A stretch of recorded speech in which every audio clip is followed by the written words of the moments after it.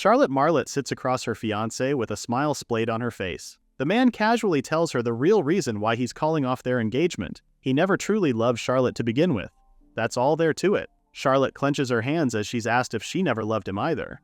Still smiling, Charlotte denies this and expresses how she's always admired her fiancé, Prince Theodore Libera, the first prince of Libera Kingdom. Prince Theodore angrily slams the table, scolding Charlotte for her sickening pretense. However, Charlotte remains composed and a smile never leaves her face. The prince then points out to how sick he is of seeing that mask-like face of hers. Not only that, but Charlotte bears a scent. An overbearing sweetness she carries that makes Prince Theodore want to throw up. Clenching her chest, Charlotte shares it's her perfume she got from her mother as a keepsake. Prince Theodore then reverts back to the first thing he had insulted Charlotte with and asks why she always smiles like that. If she had truly loved the prince, then she should laugh if she was happy and shed tears if she was sad. All Prince Theodore wants is a wife who shows real emotions.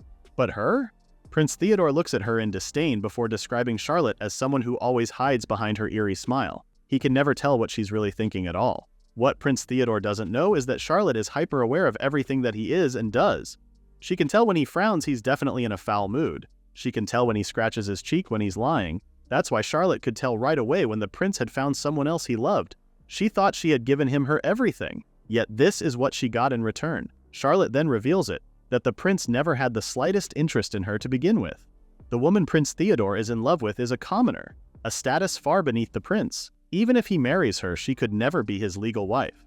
That would mean Prince Theodore could only be able to take her in as his concubine. Hearing all these from Charlotte has the prince seething in anger as he slams his fist on the table. He screams how he already knows that, but he's the man who will be king. Shouldn't he at least be allowed to make the woman he truly loves his queen? This drastic change between them began last year. Prince Theodore started going out to the city often under the excuse of inspections. Charlotte didn't want to doubt him, but one day her curiosity got the best of her. So Charlotte put on a cloak and followed to where he went. When Charlotte say him went into a questionable alleyway, she went there and heard Prince Theodore's voice. The prince was expressing his happiness in seeing his beloved Verona. When Charlotte inched closer to the house's window, that's when she receives the surprise of her life. There, her fiancé has his tongue shoved down in another woman's throat. The two are also in a passionate embrace and seem to be happy together. Charlotte's whole world stopped that day. Charlotte steps backward from the scene she's witnessing and ultimately makes a noise, immediately catching their attention. When Charlotte had confronted him and asked for his reason, Prince Theodore only spat of not having real feelings for her. The smile on Charlotte's face never left her face, not even for a mere second. She then calmly suggests for the prince to make her his legal wife and take his beloved Verona as his concubine. This triggers Prince Theodore, who quickly grabs the glass of water and throws it at Charlotte. Standing up, the prince brutally commands Charlotte to stop saying foolish things. This still doesn't waver Charlotte's stance, even citing how Prince Theodore needs her family's backing in order to be the next king. Prince Theodore already has a younger brother whose fiancée is a duke's daughter. This means, compared to the commoner woman he wants as queen, his brother has the stronger alliance. Presenting their engagement annulment papers, Prince Theodore tells her to shut up since his decision is final. To him, a woman who won't even cry at a time like this is worthless. Now Charlotte's smile is gone, but she still keeps her composure because she can't allow her ability to be exposed. So Charlotte has no choice but to accept this. Charlotte slowly grabs the piece of paper and tells Prince Theodore how she truly loves him. But if this is what he wants, she'll accept this annulment. With that, Charlotte gets up, bows down, and thanks Prince Theodore for everything. Leaving the palace, Charlotte thinks about Prince Theodore, who's like the sun to her. He laughed often and was full of life. Even though they got engaged due to political reasons, Charlotte had admired him. Someone who could show emotions so freely when she couldn't. But to him, Charlotte was just a woman behind a mask. That's why he fell in love with the girl who could smile so warmly. The exact opposite of him. As Charlotte boards her carriage, she has accepted he is no longer her concern. Suddenly, the rain starts pouring and everyone outside frantically shields themselves from getting wet. In her carriage, Charlotte hears the people hoping for the rain to stop. Clutching her chest, Charlotte closes her eyes as she tries her best to calm down and keep her emotions in check. She takes deep breaths, just keeping it slow and steady. Still, the hurt she feels now is beyond deep breaths. The poor woman doesn't know what to do now. As a duke's daughter, she can't remain unmarried. But as long as she has this ability in this land of perpetually fair weather, Charlotte will always be forced to suppress her feelings. Charlotte can't endure it anymore, though. There must be somewhere she can truly live in peace. She suddenly remembers the barren lands. A smile now beams on Charlotte's face. She can just marry someone from the barren lands. Her smile also brings the sun out again, like a ray of hope after such rainfall. After that, the king summons Charlotte's father, Duke Moreau, to take about what had happened and asks if nothing can be done. The Duke kneels with respect, apologizing before saying that the annulment papers have already been submitted by the first prince. It simply can't be undone. The king shakes his head in disappointment and turns to ask Prince Theodore if he won't appeal. However, the prince is already resolute. He really wants to marry the woman he loves. Prince Theodore then expresses how he has no feelings for Charlotte, and the feeling is also mutual. Furthermore, Prince Charlotte doesn't want a woman who never shows a single change in her facial expressions. The king stomps his royal staff, scolding his son for not seeing Charlotte's devotion towards him. What on earth has Prince Theodore been looking at until now? Is his son blind? These sarcastic retorts have Prince Theodore gritting his teeth. Then the king dismisses him, dismay apparent on his face. The king now realizes Charlotte must have inherited her mother's gift. After Prince Theodore leaves, the king apologizes to Duke Moreau for his son's behavior towards Charlotte. Duke Moreau then reveals how his daughter has no fiancé now, and there are no other prospects within the kingdom. Thanks to the neighboring land of Shurton, called the Barren Land, their kingdom remains safe from monster invasions. They guard the borders from the forest's beasts. With that, Duke Moreau reveals the king of Shurton is still unmarried. With the people of Shurton the only people who can slay monsters, it wouldn't hurt to strengthen ties with them through marriage. The king gives it a long thought before finally agreeing to Duke Moreau's proposition to marry his daughter to the king of Shurton. 1 month later, Charlotte is now ready to board the carriage and begin her new life. Before that, her father tells her the details of her new arrangements. He has already arranged to send her to Shurton through teleportation magic. Charlotte will need to go to Libera Castle for it. She has to endure just this part now. After that, Duke Moreau praises his daughter for being such a wonderful child. Touching Charlotte's cheek, Duke Moreau expresses how much he loves her, more than anyone in the world. He also knows Charlotte deserves happiness. Then the Duke's eyes turn solemn as he apologizes for all the restrictions she has endured until now. Looking at her father's face, Charlotte negates this and says the time she spent with him all these years were really fun. Charlotte had always known her father to be thoughtful and kind. When he started suppressing his emotions like her, Charlotte couldn't help but laugh at how silly it was. Duke Moreau injuring his back, Duke Moreau crying after reading a moving novel. The Duke loves his daughter so much that he was willing to suppress his own emotions too. Charlotte then tells him how much he doesn't need to hold back his, just because she can't show her emotions. As Duke Moreau conveys how much he dearly loves his daughter, the two share one final embrace. After that, Charlotte steps into the carriage and bids everyone goodbye. Looking at their retreating figures, Charlotte really did want to remain in Libera forever. All her warm memories with her father and mother are here. There were hardships too, but with these memories, Charlotte feels like she can endure her new life in Shurton. Arriving at Libera Castle, a lady bearing a magic staff greets Charlotte and escorts her to the room where the Duke's daughter will be transported. In the room, Charlotte stands in the middle of a magic circle. As the lady waves her staff, the magic circle begins glowing. Suddenly, Prince Theodore comes barging in the room, screaming Charlotte's name. This surprises the woman, especially seeing the prince being held back by the guards. Prince Theodore then angrily tells Charlotte how the king had scolded him for what had happened. The prince then commands Charlotte to listen well. He will marry his lover no matter what, and he hopes Charlotte will rot away in that barren land while he and his beloved live peacefully in Libera. Charlotte stands in silence. Hurt begins to etch on her face. But the prince eggs on, asking if Charlotte is jealous that another woman will take the very place she always wanted. This seemed to be the last strike for Charlotte as the sky suddenly erupts with lightning that breaks the castle windows. Duke Moreau's daughter, Lady Charlotte Moreau, was born with the special ability to change the weather through her emotions. With the window behind her in complete pieces, Charlotte agrees to Prince Theodore's words. She once wished to be his wife, but not anymore. Now that she has chosen to wed in Shurton, Charlotte vows to leave her love for the prince in Libera. Curtsying, Charlotte prays the prince to find happiness with the one he truly loves, and may that love last forever. As the magic circle completes the transportation, Charlotte disappears before them. Charlotte then arrives in Shurton and is instantly welcomed to the land by Azul, her very handsome fiancé. The fact that she would be cherished by the king of the barren lands and that her presence would turn these barren lands into fertile ones, at this time, no one had really expected it. Azul Shurton, the king of Shurton. Charlotte has heard that the people of Shurton are strong, but this is more than I expected. She immediately curtsies and introduces herself to her new fiancé. Looking up, Charlotte then tells Azul he has a wound on his cheek. The king quickly wipes it off, assuring Charlotte it's just monster blood from the hunting they went on earlier. Scanning the room, Charlotte then realizes the soldiers also have blood on them too. This is Shurton's everyday life after all, a life Charlotte is determined to quickly get used to. With that, Azul informs the lady he'll show her to her room. This confuses Charlotte, who's used to having a lady in waiting for those types of work. Stepping forward, Azul extends his hand for Charlotte. As soon as she touches his hand, Charlotte can immediately describe them as large and rugged. Nothing like Prince Theodore's hands. Even the castle's atmosphere is nothing like Libera's.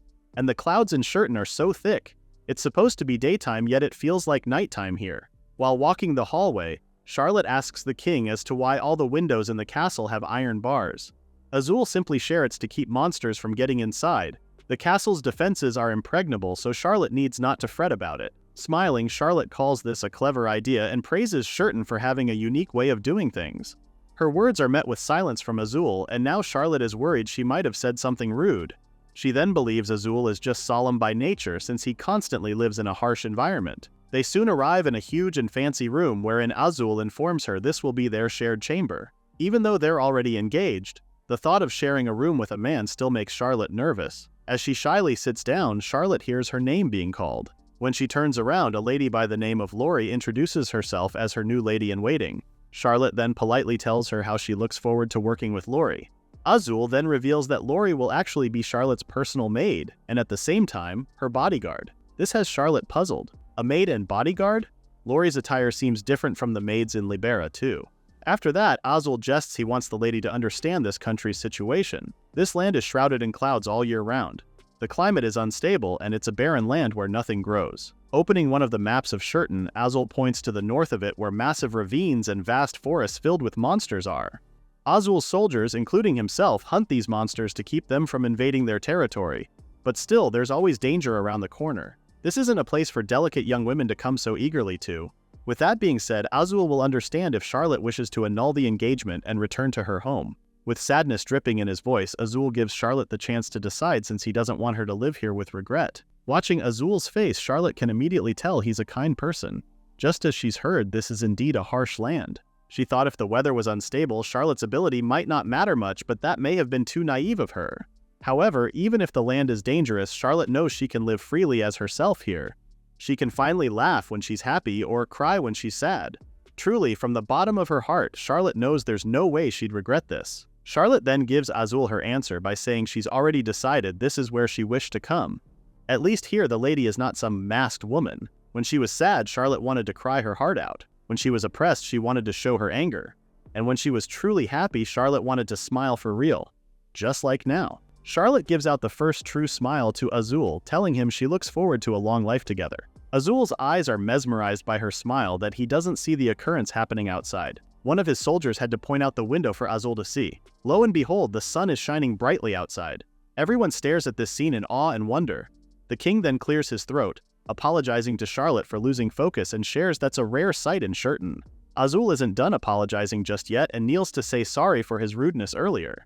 He reasons out having a woman like Charlotte here, of LL places, still feels like this is just a dream. Blushing, Azul looks away as he says he's not usually so formal. He's just pretty nervous right now. Charlotte giggles, now knowing Azul was just nervous. She then tells him not to worry about it. Suddenly, Azul takes a hold of Charlotte's hands and on bended knees he promises to cherish her with all his heart if she agrees to become his fiancé. The two exchange heartfelt smiles before Charlotte thanks Azul for such sweet words. They've only just met, there's no love or romance yet, but simply being able to smile at each other in peace feels so wonderful to Charlotte. Meanwhile, back at Libera, Prince Theodore had visited Verona again. The two exchange I love yous and embraces each other, happy to be in each other's arms again. After that, Prince Theodore gives Verona a gift. Once Verona opens it, she's delighted to see a beautiful necklace. As Prince Theodore puts it on her neck, Verona is worried since he already gave her a lovely bouquet the other day as well. Prince Theodore seems like he isn't listening to her worries and tells her the necklace suits her perfectly. A grateful smile then forms on Verona's face, thanking Prince Theodore for the gift. The prince stares at his beloved with adoring eyes. From the moment he first saw that smile, Prince Theodore was completely taken away. Verona's expressions are so lively and always shifting. He's never met a woman so lovable. She's nothing like the stoic Charlotte. As the prince recalls Charlotte's words, telling him Verona will never be his legal wife, Prince Theodore vows on making Verona his queen, and he'll be the next king. Outside Verona's home, two neighbors gossip about the woman. They're stunned to see the man visiting Verona again. They're gossiping about how she dresses so finely these past few days, and are now curious who this man is. They also know Verona only puts on a smile for wealthy men. Back at Shurton, Charlotte feels a bit cramped in her room, especially with the stone walls and heavy iron bars. In Libera, the city and green mountains stretched out before her. The view is completely different here. While looking outside, Charlotte spots a tower which she believes is the sentry tower Laurie had mentioned. Soldiers are always posted there and ready for monster attacks. And these night clothes aren't something Charlotte's used to as well. They're made so women can move easily in an emergency. In Shurton, pants are the norm. Charlotte lays back in her bed, thinking how different customs really are depending on the country. As she closes her eyes, Charlotte takes it all in. She's finally in Shurton. Here, she can cry as much as she needs. Charlotte has held back so many tears. Each time, the pain welled up within her, and at long last, it has overflowed. Even though she had loved Theodore. In fact, he was Charlotte's first love. That's why she tried so hard. Tears begin to fall as she remembers everything. There was a time she had prepared tea and pastries for him. Since she couldn't show her feelings, Charlotte had tried to express them through things the prince liked. But he just tells her he's not in the mood and to take it elsewhere. Charlotte also wrote letter to pour her heart out, but then Theodore would just shoo he away. Charlotte thought she was giving her all, but none of it ever reached him. It only left Charlotte suffering, aching, and miserable. She was never allowed to let her pain out like this. Her cries soon reach another person's ears, and before she knows it, Azul is knocking on the door asking if she's okay. Azul's voice has Charlotte sitting up and wiping her tears away, worried she might make him worry over nothing. As Charlotte opens the door, she apologizes for being too loud. Seeing Charlotte's red eyes, Azul frantically asks what had happened. The lady can't seem to form a sentence and just looks down as she covers her face. So, Azul suggests they get something warm for Charlotte to drink. In the living room, Azul gives his fiancé some tea which is from the neighboring kingdom, knowing its scent should calm Charlotte. Drinking tea in this weather, Charlotte compliments its warmth. Staring at Charlotte, the king then sadly asks if the lady had regretted coming to Shurton after all this time. Charlotte quickly negates this and explains it's because her previous engagement was annulled. In Libera, she could never let her feelings out. Charlotte had to hold everything in. But once she arrived in Shurton, the tears just wouldn't stop. As she tells Azul this, tears begin to well up again, prompting the king to wipe away Charlotte's tears. Azul then asks politely if it's okay for Charlotte to tell him what had happened with her previous engagement. Even if it's the past, Charlotte is worried it might upset Azul in the process. However, Azul just shakes his head, explaining he really wants to know Charlotte deeper. Charlotte then remembered the only request her father had asked of Azul. In Duke Marrow's letter, it only mentioned about the engagement annulment between her and Theodore. Charlotte then slowly starts telling Azul the reason why. Her former fiancé, the prince, already had a woman he loved. She tried her hardest to be good to him, but her feelings never reached him. When Azul asks if she loved Theodore, Charlotte explains it's all in the past now since she decided to leave her feelings for the prince back in Libera. It was simply because Theodore didn't love her, Charlotte shares as tears begin falling again. These tears aren't lingering attachment. It's everything she's held back that's spilling out all at once. Azul looks at Charlotte with sadness in his own eyes. That's when the lady apologizes again. She really thought she had come to terms with it. Charlotte doesn't want to cry anymore, and she's not the type to mope like this. Charlotte thought she had already erased all her feelings for the prince. From everything he's heard, Azul can really tell how kind Charlotte is. She's always blaming everything on herself. He then reveals he did look into her past a bit and he knows she wasn't at fault. Azul calls Charlotte a lovely woman before the prince who got distracted by another. He's the one who's disgraceful with his actions. Charlotte is still crying, telling Azul it was her fault she wasn't loved. So Azul sincerely looks into her eyes and promises to be the one to love her properly. These words stop Charlotte's tears as she stares at him in surprise. As Azul plays with her hair, he also assures her he will be loyal and faithful to only Charlotte. Azul then kisses the tips of Charlotte's hair as he calls Charlotte a dear woman who's going to be his wife. A wife he will love for life, protect no matter what, and treat her with care. Azul promises to give Charlotte everything. All these sweet words have Charlotte's burning up. Azul's direct gaze is pulling her in. She thought they'd take things slow, build their bond step by step. But right now, Charlotte can really feel her heart pounding and racing. They just met too. Changing the subject, Azul then asks Charlotte to look outside since the rain has stopped. This means tomorrow is the long-awaited rain festival. He then explains that monsters don't appear when it rains. So the day after rain, the town holds a rain festival.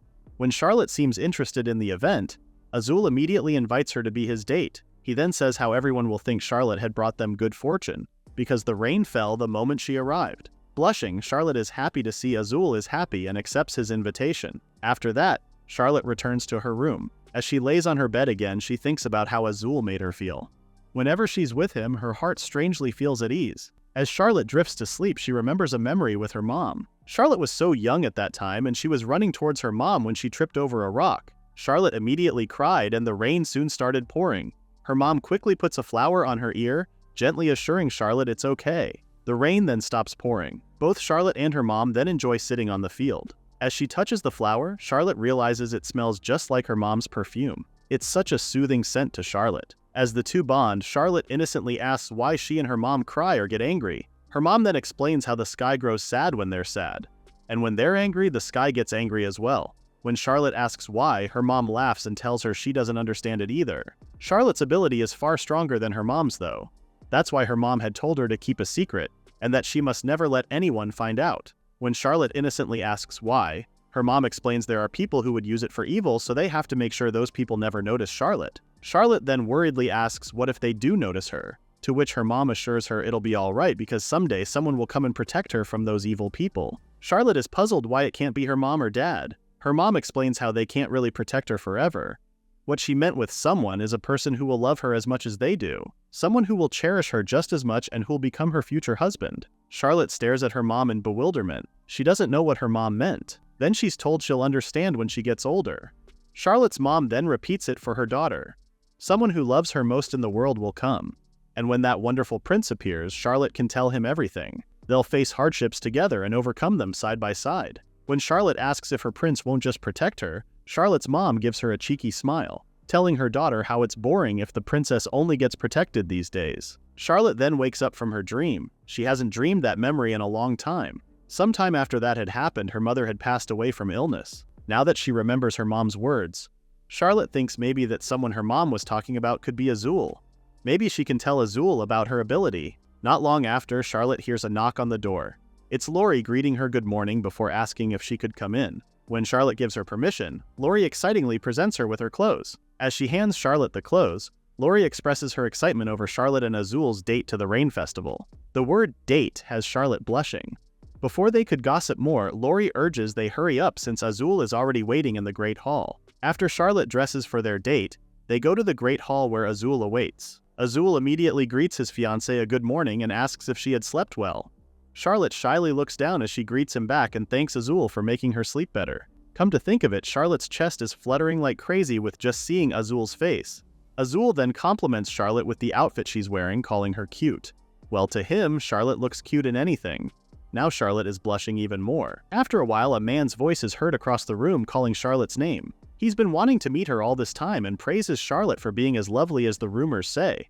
As he extends his hand for a handshake, he excitingly shakes it as he thanks Charlotte for getting engaged to his brother. That's when Azul steps in to introduce the man as his younger brother, Daryl, who mainly handles foreign affairs. Charlotte is surprised to learn Azul has a younger brother and is pleased to meet Daryl. Daryl then details out how he has been told on what she's been through and expresses sympathy over it. But then Daryl assures her that for as long as she's with his brother, Charlotte will definitely be happy. They might not look alike, but seeing Daryl's expression right now feels a bit similar to Azul's. Thanking Charlotte for coming to their country, Daryl expresses his interest in building deeper ties with Libera from now on. Plus, it rains last night for the first time in ages. To Daryl, Charlotte is a goddess. With that, Azul then informs Lori and Daryl they'll be headed to the Rain Festival now. Gently taking Charlotte's hand and closing her towards his chest, Azul then asks the lady if she's ready to, which Charlotte stutters a yes. Lori is getting giddy seeing the two, calling them the perfect pair. Daryl is also proud they pushed through with the engagement. Now Shurton's future looks bright. Before leaving, Azul and Charlotte go to the stables to get Azul's horse. There, Azul introduces her to Tail, Azul's trusty steed who never balks on any battlefield and doesn't fear monsters. Charlotte had ridden horses for sport before, but seeing Shurton's horses has her amazed. They look so powerful. As Azul rides Tail, he extends a hand for the lady to take. When Azul tells her they'll set out now, it's only then Charlotte realizes they're riding together. That's exactly what they did. They rode together, going to town with Charlotte seated in the front. She's been blushing ever since they rode Tail. Azul is so close, it's making her a little nervous. Azul then comments on how Charlotte is quite slender and might do well with building a bit more muscle. Charlotte takes this suggestion seriously, picturing out a muscled version of her. Noticing the field around them, Charlotte sees greenery growing around this area and realizes it's relatively fertile. Despite that, Azul shares how it's just this area and beyond the walls that ring their living zone is all dead. Nothing grows at all. Black clouds hang low, a dry wind blows, and sand whips through the air. It's the very image of a barren land, and it's their everyday life. Azul says this with sadness, making Charlotte empathize with him. Still, Azul is hopeful. Thanks to the aid from other nations, they're not short on supplies. Well, they can't live in luxury, but Azul loves his country where he was born and raised in. Charlotte now realizes how much Azul loves his country. He truly treasures this land. With that, Azul changes the subject and tells Charlotte they'll enjoy the rain festival today. They both arrive in town and Charlotte is immediately mesmerized with how lively it is. She would have never guessed this was a barren land from looking at this scene alone. An elderly then approaches Azul to praise yesterday's rain, calling it a blessing since it's been a long time it poured here. Another citizen also shares how the children can finally play their hearts out because there are no monsters around. Someone was also happy to stand in the rain and soak it all in. These people wish it rained more often. They wouldn't have a problem growing their crops if that were the case. Charlotte is a bit surprised to hear them wishing for rain. In Libera, people disliked the rain, but here in Shurton, they're happy to have it. Suddenly, Azul makes an announcement. As he draws Charlotte closer to him, he introduces her as his wife-to-be who just arrived from Libera yesterday. Everyone then gathers to see Charlotte. They're all in awe that a princess from the Libera kingdom is here and had brought them good fortune. That's worth celebrating, so they all call everyone's attention to tell them the good news. Laughing, Azul calls this a grand welcome and tells Charlotte to enjoy the festival as well. With that, they munch on food together. They also walk around to see a play happening.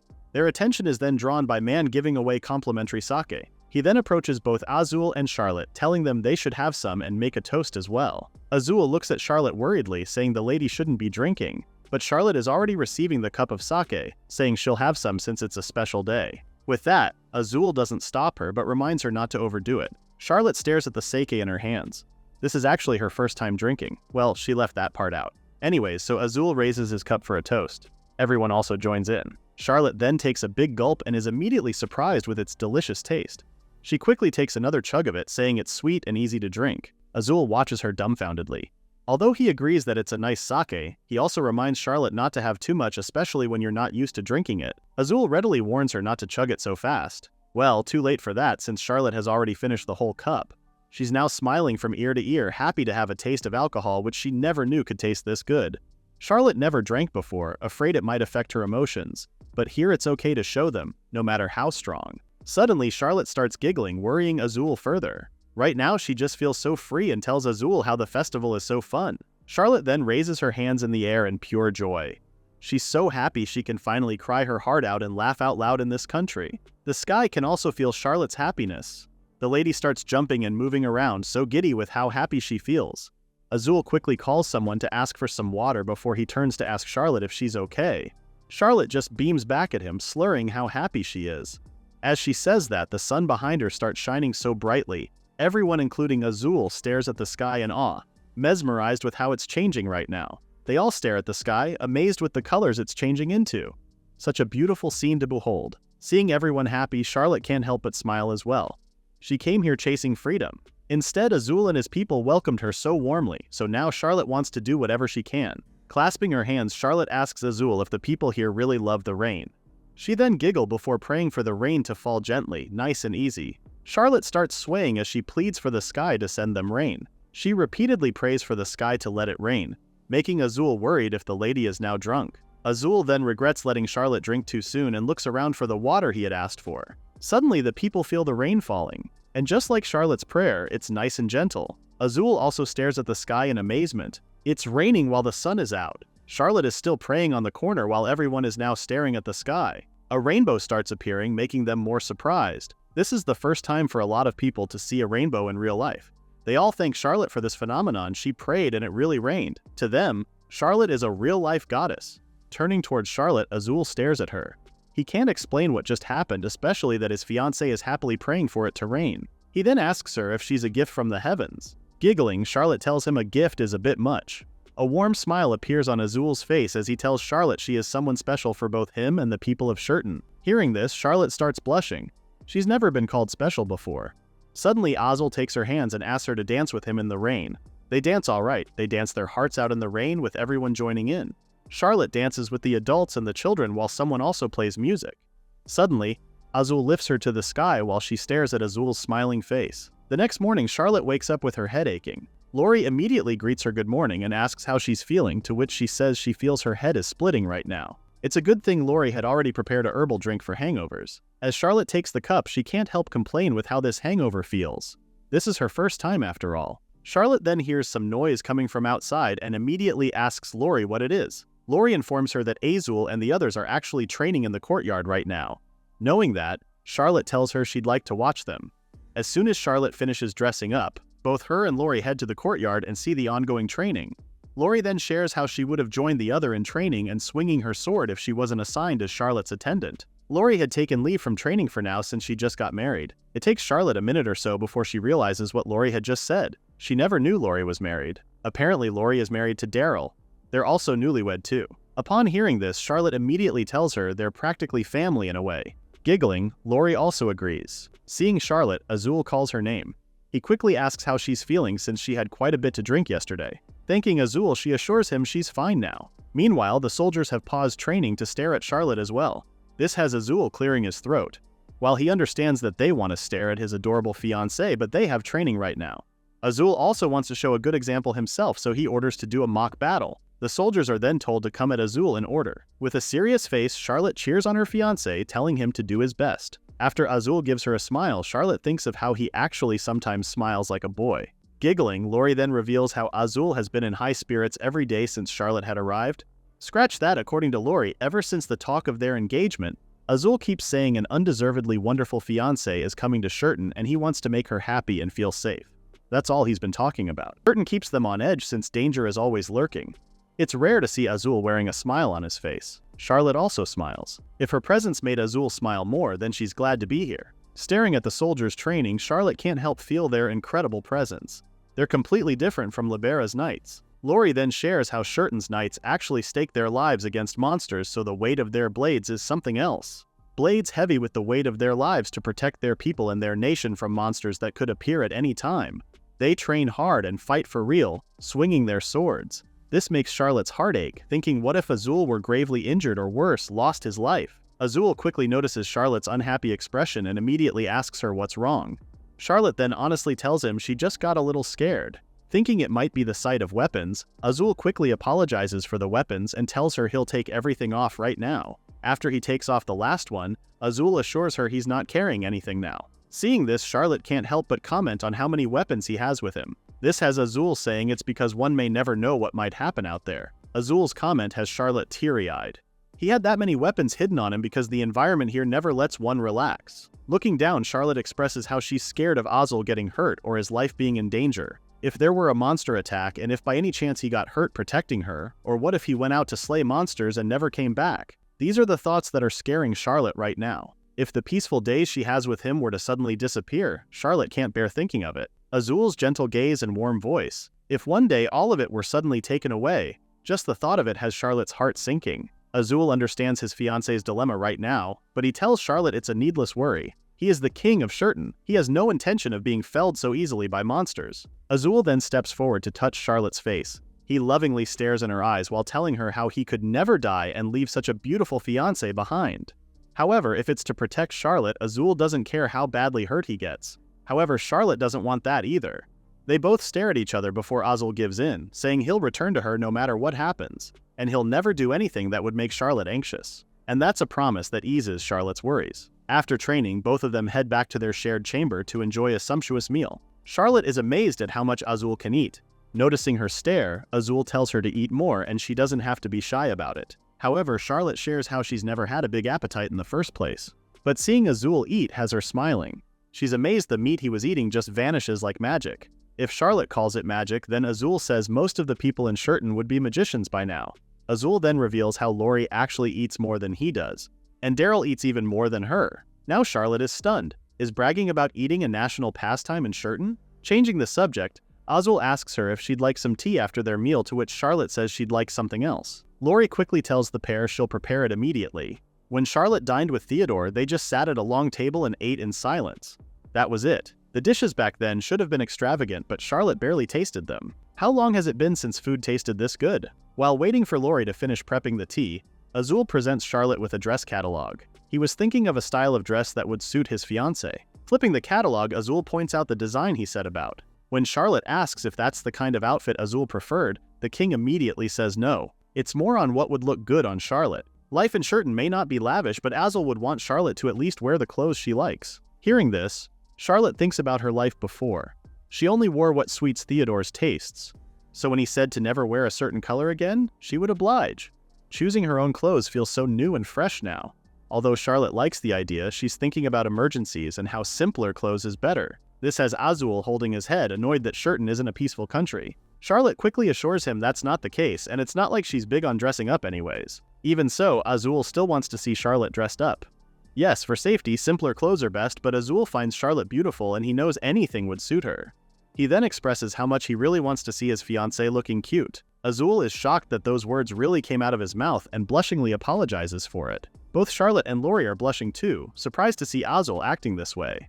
When Charlotte asks if this would make him happy, Azul immediately says, of course. Shurton lives next to danger, but a man like him needs time to admire his adorable fiancée. If it makes Azul happy, then Charlotte will happily oblige his request. Pointing out, Charlotte then tells him how she would like to try that dress.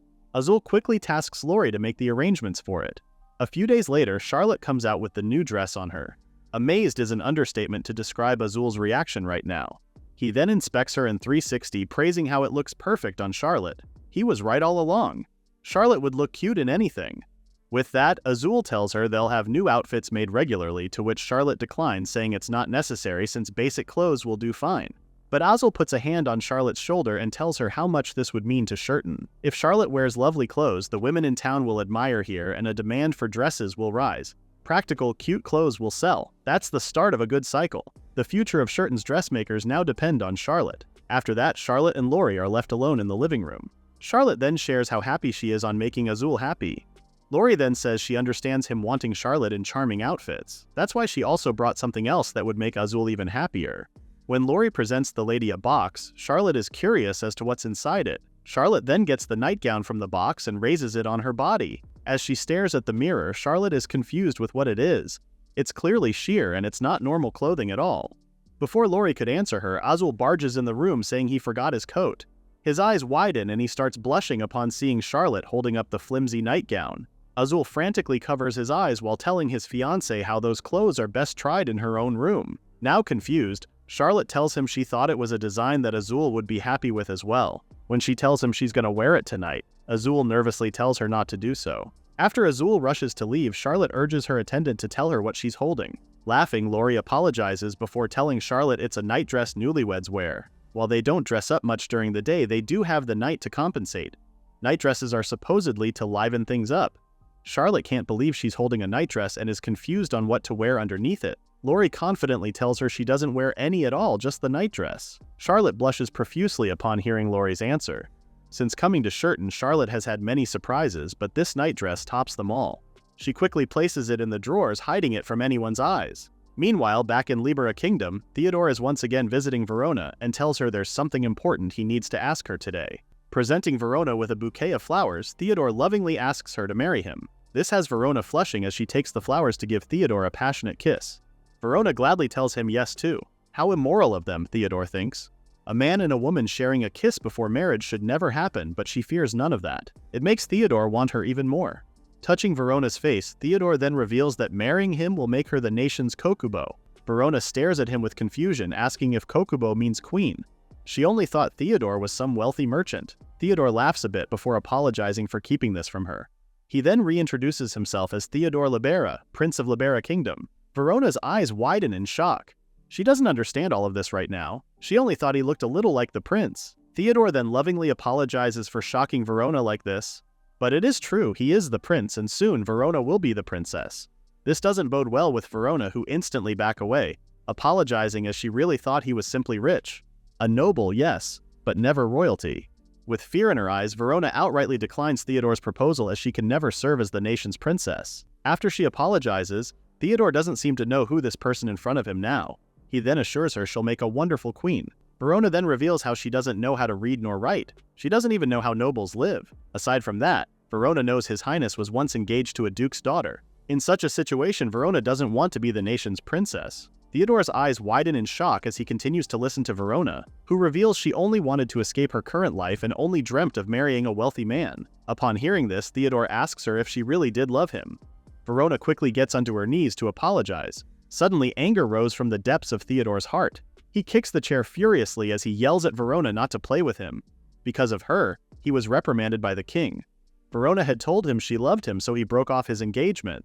He's now offering to make this commoner to become the nation's princess. However, Verona still declines this, covering herself as she begs for forgiveness. After Theodore calms down a bit, he tells Verona she's just confused right now and asks her to cool her head a little. When Theodore is about to leave, lightning suddenly strikes in front of him. He did manage to dodge it, but he's confused with what's happening to Libera's weather lately. After that, Theodore approaches his guards and tells them to seize Verona and they'll return to the castle at once. Theodore then tells them that the mere commoner woman had insulted him, and it's an unforgivable crime. She'll be locked in a detached palace as a slave. Before riding his carriage, Theodore can hear Verona trying to resist being taken away. Thinking of Verona's smiling face, Theodore crazily says they're both bounded by fate. With that, Theodore laughs maniacally before saying he's going to discipline that spoiled little brat. Back at Shurton, Charlotte comes out wearing comfortable clothes for riding. She apologizes for keeping him waiting, to which he assures her it's okay. Charlotte has never left the Libera kingdom before, so she has little real experiences when it comes to other nations. Hence why Charlotte has decided to accompany Azul in this inspection tour. They're already riding tail and are at the gates when Azul tells her to wear a cloth mask. It had rained yesterday, so there could still be dust blowing around. After covering her face, they both head out for the inspection. And it's true that dust is blowing around the barren land. Even Charlotte is having a hard time seeing things. The sky is smothered in black clouds. Dry air. Nothing but the winds howl. This is the barren land. Azul then tells her how the land is harsh outside the walls. They say it's because the monster forest lies ahead. Even so, the people are resilient, the town's lively, and smiles never fade. This is what Azul wants to protect. These people and this country. Charlotte had came here hoping her ability would have less impact in a barren land. But seeing how much Azul cherishes this nation makes her feel ashamed of her naivety. She wants to learn more about this country and find what she can do for Shurton. When Charlotte asks where these monsters come from, Azul points to a ravine a bit over from where they are. Charlotte then asks if they can go closer. It shouldn't be a problem since it rained yesterday, so she doubts monsters will appear. Azul is a bit hesitant in her request, but ultimately agrees, just warning her that the footing is unstable so Charlotte can't stray from him. They arrive at a rocky place where Azul says they'll dismount. They shouldn't have to worry about dust here as well. After Azul goes down fist, he helps his fiancé get down as well, telling Charlotte to be careful. Looking around, Charlotte can tell it's a colossal ravine far too sheer to climb. She can't even see the end no matter where she looks.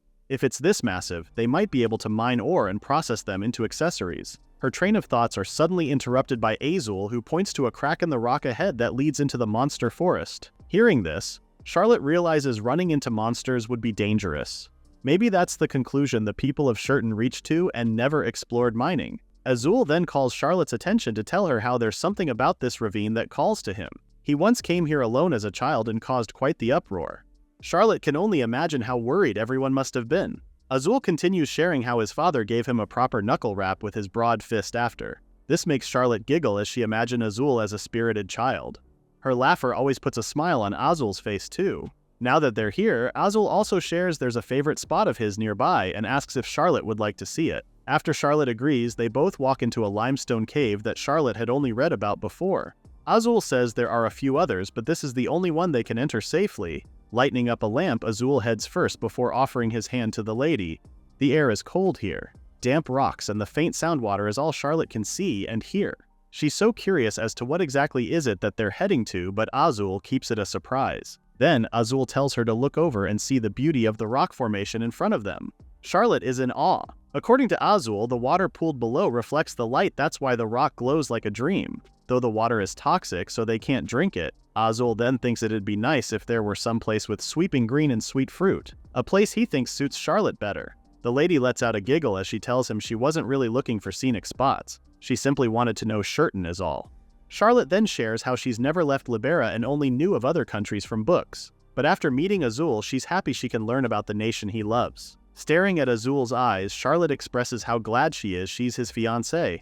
This warms Azul's heart as he tells her he's honored to hear that. Azul never imagined back then that he'd be engaged to a princess as beautiful as her. At the mention of back then, Charlotte is confused to what he's talking about. It seems that Azul might have slipped. He then recalls a time when Charlotte might not remember. Azul had once seen her at a Libera royal ball. It's true that Charlotte doesn't recall, but Azul understands since she had duties and he couldn't stay long as well. Azul had only seen her for a moment, but she was truly beautiful at that ball. Azul was mesmerized by Charlotte's beauty. From that day forward, Charlotte never once left his mind. Charlotte starts blushing upon hearing that coming from Azul. She never knew Azul felt that way. Even now, he's staring at her with such gentle, loving eyes. The sun is about to set, so Azul calls it a day and they'll return to the castle now. Looking back, when the proposal came from the Libera kingdom, Azul was stunned. To this barren land, to him especially, could someone this lovely really be coming here? That was what Azul had thought. In Duke Moreau's letter, he had stated that the one essential condition he had was to avoid making Charlotte unhappy. Azul had vowed right then that he will make her happy no matter what. Azul stares at Charlotte's lovely face, now bearing a warm, happy smile. When the lady asks him if there's something wrong, the king only says it's nothing. At Shurton Castle's library, both Azul and Charlotte are looking for books about plants. Charlotte had tried planting before, but it didn't go well. Azul's question is if it's really possible to grow plants in Shurton. Azul had hoped they could cultivate something edible, but only poisonous or thorny things would grow. However, Azul does note they've been getting rain lately, so maybe they should try planting again. The rains seem irregular though, so Lori isn't so sure it'll work out. As Charlotte flips from page to page, she believes if they had vegetables that grow with little rain, Shurton's self-sufficiency would rise. Relying on imports for food is unstable, and agriculture might also create jobs. Charlotte then finds the plant she's been looking for. The plant Tort. She once grew it with her father, and it can thrive with just water and sunlight. But the problem is, Azul and the people have never planted Tort before. With Shurton's recent weather, Azul believes it might grow a little. Lori is also excited. If Tort grows in Shurton, the people will be thrilled. Suddenly, they hear a bell ring. Azul tells Charlotte it signals a monster sighting. Azul quickly tells his fiancé that he must go the moment the bell rings. As king, it is his duty to do so, but he promises her he will return. Charlotte understands this and reminds Azul to be safe. After he leaves, Charlotte asks more about the bell. She really wants to learn more about this country. Lori then explains that they have an alarm bell for monster sighting with graded levels depending on urgency. 1 bell means monsters were spotted at the ravine and the strike force is deploying. 2 and 3 bells call for reinforcements. 4 bells tell citizens to evacuate, and at 5 bells, saving lives takes priority over extermination. Once the bell rings, Azul deploys under any circumstances and won't return until the monsters are dead. This has Charlotte sporting a worried face. Lori tries assuring her not to do so since it's usually just 1 bell. They've never had anything at 3 or above, so that should keep Charlotte's mind at ease. Charlotte really hopes Azul is all right. In her mind, she really wants to help out. But what can she do to support Azul in this country? Seeing Charlotte's worried face, Lori tells her how at these times they pray in Shurton. The country worships the heavens and the spirits of nature. They give thanks to the sky and nature and/or being alive. And when their loved ones go to war, they pray for their safety. Lori then reveals that Azul often prays at the church. And that's what both Charlotte and Lori do. They pray that everyone will return home safely. Charlotte clasps her hands tight as she worries about her fiancé and the other who are currently fighting off the dangerous monsters. She internally asks if there is no path where they can live in peace. Lori looks at Charlotte's demeanor and is also worried for her lady. She then asks Charlotte if she knows why Azul bravely goes out to battle. As confusion etches on Charlotte's face, Lori tells her how monsters would invade the city if Azul or the knights lose. That's the reality of Shurton. That's why they must fight so they can return safely to the people they love. Lori then shares to her a bit of her past. Her parents were knights too. They fought and lost their lives when she was a child, but her memories of them remain vivid even now. Lori finally understood why, only when she became a knight herself. Lori's parents faced her so earnestly every day precisely because they never knew if they'd live to see tomorrow. With a smile on her face, Lori shares how strange it is to live with these kinds of thoughts. I could die any day, and I'll definitely make it home. The one thing that strikes Lori is how the way Azul looks at Lady Charlotte. It's the same way her parents looked at her when they were alive. What Lori means to say is that Lady Charlotte can definitely rest easy since she's confident Azul will definitely return to her. She clasps Charlotte's hands earnestly so the lady can be at ease. Lori then shares how she's more worries with Charlotte, who's worrying about Azul so much. This makes Charlotte smile as she holds onto Lori's hand. She's thankful for having Lori, and she trusts Azul will come back to her soon. Back in Libera, Charlotte never once thought about how safe and peaceful her life really was. To her, peace isn't something that simply exists as the norm. It's built up by those who risk their lives on the front lines. She must never forget that. With that, Lori suggests they get back to their research about planting torts. Before doing so, Charlotte looks out the window and with her hands clasped together, she closes her eyes to plead the heavens to make it rain. Meanwhile, Azul and the soldiers are busy fighting off the monsters when rain suddenly starts to fall. The monsters then start retreating one by one. The soldiers rejoice as they are now safe. Azul, confused with how more often it's been raining lately, noticed something from behind him. It's like a gleaming bubble surrounding them. He stares at it, confused with what's happening. Suddenly, a nearby monster that Azul didn't anticipate comes swooping in with its claws out. With his soldier's warning, Azul prepares his sword to block the monster's attack. However, it isn't able to reach Azul as the shield-like bubble fizzes its claw. With that, the monster retreats. Azul and the soldiers stare at the retreating monster in bewilderment. Now that the monsters are gone, Azul inspects the shield-like bubble. He lifts his sword toward it and sees that it can pass through. Ordering his soldier to hold his sword, Azul tells them he's gonna touch it. This alarms the soldier since they don't know if it's safe to touch. But Azul, although hesitant at first, touches it ever so gently before passing his whole hand through it. This means it only reacts to monsters. Now that Azul's touching it, he's hit with a strong feel of warmth. It's like he's being wrapped in something gentle. Then Azul gets a whiff of a scent. It instantly reminds him of one person, his fiancée, Lady Charlotte. Azul can't believe what he's seeing and smelling. It's just like Charlotte. Before he could even process his thoughts, one of the soldiers call him to inform him of an even more pressing matter. The soldier then takes Azul to a rock formation, and beyond that rock wall, they stumble upon a field. But it's not barren. Instead, flowers are blossoming in it. What in the world is happening? Is everyone's question right now. Meanwhile, back at the castle, Charlotte is still awake waiting for Azul. She's so worried now that it's gotten so late. She then hears a knock on the door and in comes Lori bearing good news. Azul and the soldiers have all returned. Happiness flows through Charlotte's whole body as she rushed to greet her fiancé. All the men are in the process of drying themselves off when Charlotte greets Azul and expresses how happy she is he's safe. Azul wastes not a single second and rushes towards Charlotte to touch her face, telling her he's home now. However, he then frantically notes how Charlotte feels freezing cold and believes to be chilled to the bone. While he calls for Lori to get Charlotte something warm, the lady just stares at him in confusion. Azul is now worried for Charlotte's health and asks her not to wait up for them anymore. He wants Charlotte to go rest. Apologizing, Charlotte tells him how worried she got when it was getting late. Azul then reveals how they normally come back much later before. This time, the monsters retreated so they got lucky. This shocks Charlotte, especially when Azul tells her it's because it suddenly rained. Charlotte's eyes widen as she thinks if her prayers did reach the heavens. They're then interrupted by Lori, who informs Charlotte her tea is ready and the bath for Azul is also prepared. After thanking Lori, Azul tells Charlotte to warm herself, then get some rest. Charlotte also tells him to rest as well. While sipping her tea, Charlotte thinks about her ability. Can the weather not just change with emotions, but with prayer too? Now that she thinks of it, it did rain when she had asked her during the rain festival. This puts Charlotte in a tight spot. Even if her and Azul are getting along well, if he knew her emotions could change the weather, what would he think? Would Azul find her disturbing? Would he call her a witch? Would he be afraid of her? Would he see her as a tool he could use? Would he break off the engagement because of it? Charlotte snaps back to reality when Azul sees her still awake.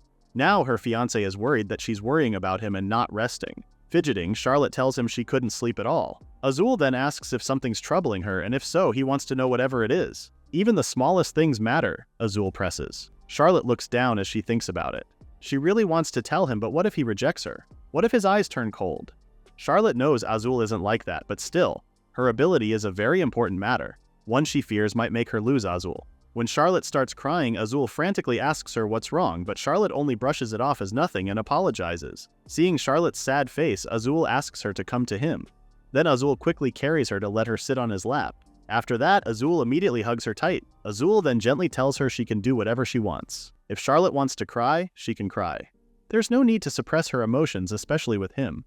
Charlotte knows Azul really is kind. He always checks if she's comfortable and if she's eating well.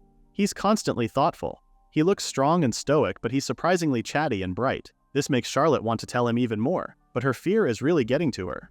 Seeing Charlotte's sad demeanor, Azul assures her that there are things they can say and things they can't. That's how emotions work. However, Azul doesn't want Charlotte to bottle it all up and reminds her he'll do anything for her sake. He says this so earnestly as he touches Charlotte's cheek. Azul's kindness stirs something deep inside Charlotte. When she was engaged to Theodore, she was always filled with anxiety every single day.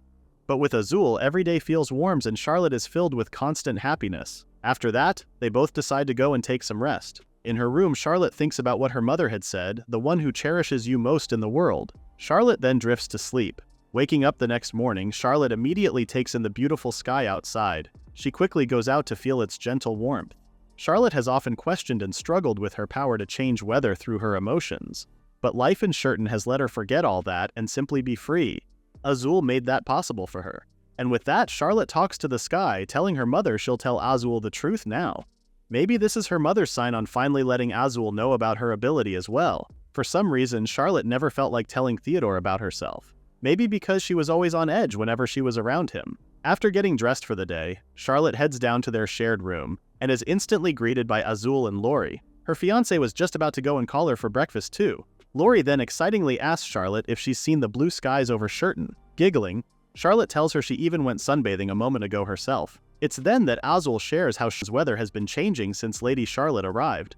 Smiling, Lori agrees and even calls her a goddess. Although Azul tells her he's glad Charlotte came here to Shurton, Charlotte's face is etched with worry. When she's told they'll be having breakfast now, Charlotte immediately asks Azul she wants to talk to him after breakfast. After breakfast, the pair head outside to enjoy the fair weather. Azul is looking up to the sky, basking in the beautiful blue sky, which he says feels good to the soul. Although she agrees, Charlotte seems quite like she's unsure how to approach the subject. Then Azul asks her a question. If Shurton's land stops being barren, will the lady still stay here? Such question confuses Charlotte. Azul then explains how Duke Marrow had once told him that Charlotte wished to marry into Shurton because it's a barren land. But Azul believes their country might not remain barren in the near future. Azul then reveals that flowers have begun blooming in the ravine. And lately, the weather has been changing. Azul doesn't know why, but he feels that their nation is also changing. Hearing all this, Charlotte grows quiet, thinking if it has to do with her ability. Azul then gently calls her name, telling her he already decided to love and cherish her more than anyone.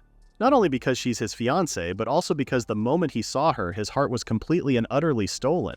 If this is love, then I want in. Anyways, Azul starts blushing as she asks once more if Charlotte will stay by his side even if this place stops being barren. Charlotte stares into Azul's eyes before expressing how much she wants to stay if he'll have her forever. This has Azul beaming with joy, but that's interrupted when Charlotte tells him to decide after he hears her out. What she'll say next concerns the country's future. With that, Charlotte reveals she has a secret she wants to share. As Charlotte stands up, she tells Azul to watch what she's about to do. She then clasps her hands and closes her eyes, praying for gentle rain to fall for them. Not long after, rain starts pouring. Nice and gentle. Of course, Azul gets stunned. He's utterly speechless right now. Charlotte then explains her ability to him. When she wishes for it, the heavens answer. When she cries, rain falls from the sky, and when she smiles, the clouds clear and the sun shines brightly. Her emotions are reflected in the weather. After hearing that, Azul quickly stands up and stares at Charlotte in confusion.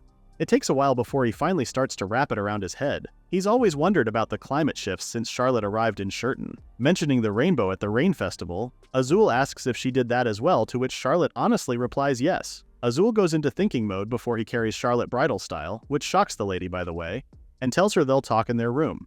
When they arrive there, they get comfy before Azul asks Charlotte to answer a few questions he has in mind. The first one is if there's a price for having such ability, like being taken by the heavens or her life being drained away.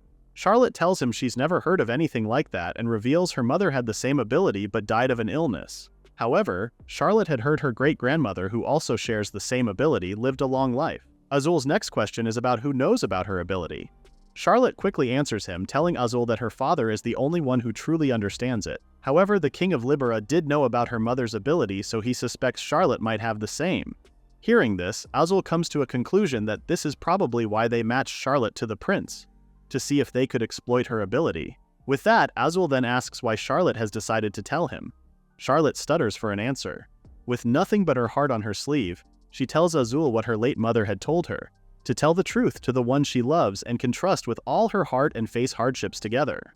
Charlotte never knew she could trust someone as much as she trusts Azul, or even feel such peach with a person. It's still vague, but Charlotte knows she's drawn to Azul. After such confession, Charlotte closes her eyes in embarrassment. When she takes a peek at Azul, she's surprised to see him blushing and at a loss for words. Azul only snaps back to reality when Charlotte calls his name. Azul then apologizes for his reaction and reveals it's quite surprising to hear such confession from his first love. Being called first love has Charlotte surprised, as she really thought Azul had dated before. While Azul would love to say he's experienced, that's not really the case since he had to take over the throne at the mere age of 15 after the previous king died. Ever since then, it's been constant battles with monsters. In today's translation, that means Azul is a workaholic, as Azul embarrassingly covers his face as he confirms Charlotte to be his first love. Looking away, Azul then asks they go back to the topic at hand and tells Charlotte not to tell anyone else about her ability. If word got out, some would try to use her. After agreeing, Charlotte feels like a heavy weight has been lifted now. All her worries seem so trivial too. She's glad she found the courage to tell Azul. Meanwhile, back at Libera Kingdom, in the detached palace where Verona is imprisoned, Theodore comes in and greets his beloved so sweetly. That's the opposite with Verona, who's looking like she's about to go insane in a minute or so. When Verona doesn't say anything, Theodore informs her she doesn't have to be queen anymore since he bought her with money. With that, Verona doesn't have to worry about a single thing now. Theodore then throws the bag of money on the floor, its contents spilling all over. Seeing this, Verona stutters to tell she did want the money, but this isn't the life she wished for. That answer has Theodore angry, throwing the tableware crashing on the floor. The prince then asks her what she's complaining about when she doesn't have to work her and can have lavish meals and dress in fine clothes. Even so, Verona desperately declines, which has Theodore throwing a vase of flowers at her. As she screams, Theodore reminds her she's his property now and property doesn't talk back. Teary-eyed, Verona tells the prince she loves her and asks for his forgiveness. Her face meets a sounding slap from the prince, throwing her to the floor in the process. Theodore watches her with cold eyes as he tells her to stop with her lies. Suddenly, one of Theodore's guards comes knocking on the door and informs him that His Majesty the King asks his presence. This surprises Theodore. Being called in by his father right after capturing Verona is a bit coincidental. At the throne room, Theodore makes the first move by showing contrition. He puts on an act for his father, telling the king he was wrong and he'll set aside his infatuation and walk the proper path as royalty now. The king doesn't respond to this. Instead, he informs Theodore he has arranged for the prince to be married into the neighboring empire of Rudvia as the empress's sixth consort. Theodore vehemently calls this a joke. He's supposed to be the next king, right? The king then angrily tells his son that he's the one joking here. The king then lists down everything Theodore had done, especially the recent one, wherein he threw a tantrum after being spurned by a commoner. How many more layers of shame does Theodore intend to add? With a stern voice, the king then reveals how he has no intention of making Theodore the next king, and that he has to prepare to depart for his marriage at once. Despite the desperate pleas, the king doesn't hear Theodore out and continues walking out of the room. Theodore then falls to his knees. Rudvia. Theodore has heard of the consorts left to despair in a detached palace if they displeased the empress. These consorts live lonely and miserable lives, and now he's going to a place like that? Theodore believes this is all because Verona refused to marry him and because Charlotte didn't love him. At the thought of Charlotte, Theodore gets an idea on how to escape his doom. He'll just have to make Charlotte come back. Theodore soon comes back to the detached palace where Verona is currently cleaning up earlier's mess. After kicking the door open, Theodore throws some clothes at Verona and tells her to get dressed. He then informs Verona they'll go and fetch Charlotte. His plan is to apologize to Charlotte together with Verona and ask the lady to return to Libera. Theodore then points out how him and Verona will die together if Charlotte refuses to come back. Stunned is an understatement for Verona's reaction. The poor woman pleads, but Theodore only tells her it's going to work out for them. He then lovingly kisses Verona's forehead before telling her to be good. Meanwhile, back at Shurton Castle's courtyard, Charlotte is inspecting the torts they planted. They've gotten so big now. They found out torts are one of the easiest food plants to grow. With Shurton's recent weather, they believe torts might thrive. So Charlotte asked Azul, and he let her set up a small field. Looking at the torts with pride, Charlotte prays that Shurton become a country overflowing with even more smiles. Suddenly, Azul laughingly approaches her, and hearing what she had said, Azul praises her for being kind-hearted. When Charlotte asks why he's here, Azul tells her it's his break. He then approaches Charlotte to clean the dirt on her face. Blushing, Charlotte sweetly thanks her fiancé. Azul then takes a look at the torts and expresses how he never thought plants would grow this well in Shurton. Charlotte agrees, detailing how the plants are actually doing really great, and one flower even bloomed the other day. After that, Azul asks Charlotte to rest for a bit since he knows she must be tired from the field work.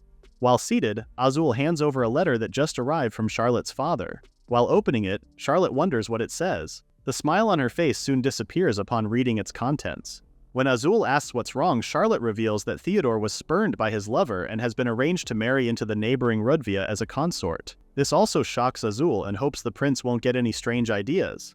Besides, Azul has no intention of giving Charlotte up, whatever happens. Hearing this has Charlotte blushing, of course.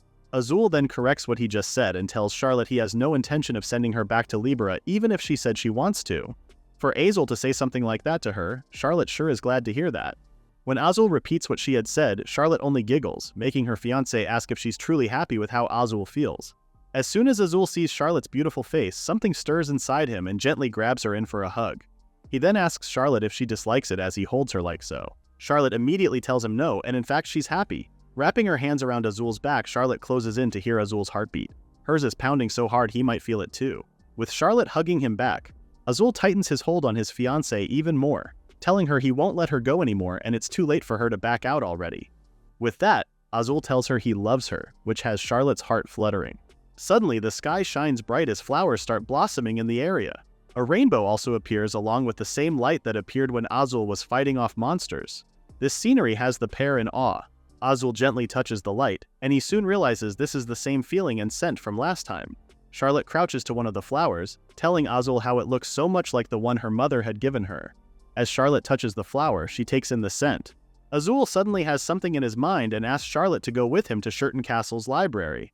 There, Azul clicks one book to reveal a secret passage. Entering another room, Charlotte asks where they are right now. Apparently, this is the royal family's historical archives. Azul takes one of the books, telling Charlotte there are records of Shurton's founding. He had read it ages ago and forgot about it, but seeing Charlotte earlier reminded him of the book. Opening to a specific page, they read about a maiden who begs the heavens for rain and offers prayers. Then the sky answers, brings rain and holy white flowers of rich fragrance bloom. It's said that long ago, Shurton had a maiden who could control the weather. At some point, Shurton had a war with a friendly neighboring king, and a member of Shurton's royal family died. Afterwards, a great calamity struck and the population fell. Due to major shifts in the land, monsters began to appear frequently. In return for supporting Shurton, that neighboring king took the weather maiden as his wife. After that, Shurton's weather turned unstable and it became a barren land. The neighboring countries supported Shurton, who could repel monsters. Furthermore, this nation remains allies with Shurton till this day. That neighboring country appears to be Libera Kingdom, Azul guesses. He then reveals about what had happened the other day at border between the ravine and the monster forest. He tells Charlotte the same white flowers bloomed as before. They shone with rainbow light and the monsters began to avoid them. Another text also says those white flowers have the power to drive monsters away. Azul had been told it was all myth, but the pieces line up uncannily well right now. It seems that Lady Charlotte may carry the blood of that maiden. Hearing all this has Charlotte in disbelief. She never knew she had power like that. Closing the book, Azul still calls it a mysterious thing. He's still curious if this is all coincidental or all fate. Smiling at Charlotte, Azul then tells her she might truly be a goddess of good fortune after all. Charlotte beams back, saying this may be the god's way of leading her back to where she truly belongs. Charlotte's power is changing Shurton's environment, making mysterious flowers bloom that repel monsters. If monsters stopped appearing and Shurton no longer had to protect other nations, foreign aid might cease. If that happens, could they really survive? With that, Charlotte believes they must prepare for the worst-case scenario. If they could raise their own productivity, that would be a start. Thinking of that, Charlotte consults something with Azul before they head out to town. While Azul brings the box of torts, he tells Charlotte everyone is waiting for them at the square. They had decided to propose that the citizens make fields of their own.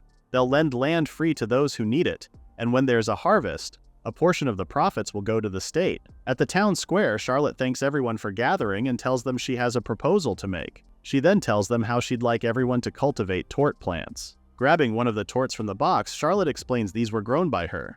Shurton was said to be shrouded in thick clouds with unstable weather, but with the recent changes, they were able to raise this crop. Charlotte then tells them how the plant actually grows easily as long as they give it proper sunlight and water. They've also prepared tort seedlings, so Charlotte asks to try growing the plant themselves. Her enthusiasm is met with doubt. People are wondering if this plant will really thrive in this barren land. They're also doubting maybe she bought them somewhere else. With sadness lurking, Charlotte explains how she wants to make Shurton a self-sustaining and thriving nation. Not a barren land, but a fertile one. For that to happen, she needs everyone's help. Bowing down, Charlotte asks everyone to lend in their strength. Suddenly, a boy approaches her to tell her how he wants to grow one. The boy's enthusiasm has everyone joining in and asking for seedlings. A few days later, the same boy shows off his tort plant that's gotten so big. Charlotte is amazed, especially seeing the buds on them are starting to form too. The other townspeople also tell Charlotte how theirs are also growing well and are forming buds too. Azul is happy to see so much greenery in town. Even Charlotte can wait for the flowers to bloom. Seeing Charlotte's happy face, Azul can't help but comment about it. Charlotte then shares how she didn't get to walk around the city back in Libera. Azul understands this since Charlotte is a duke's daughter. Even when Azul saw her at the ball, Charlotte's dazzling figure burned into his memory. Now Azul can't help but want to dress her up. He really wants to see Charlotte, beautiful as she already is, dancing in a lovely dress. This has Charlotte giggling, making Azul apologize for saying such weird things again. But Charlotte tells him how she also wishes to see Azul in formal wear too. She knows he would look dashing. As the two hold hands, they promise to dance together someday. Charlotte wants to live like this in peace with Azul by her side. She wouldn't need anything more at all. Meanwhile, back at Shurton Castle, a woman brings a letter to Lori. It's addressed to Charlotte, and when Lori flips to see who it's from, she's surprised to see it says Theodore. Uh-oh, let's hope he doesn't break the peace and the budding romance in Shurton.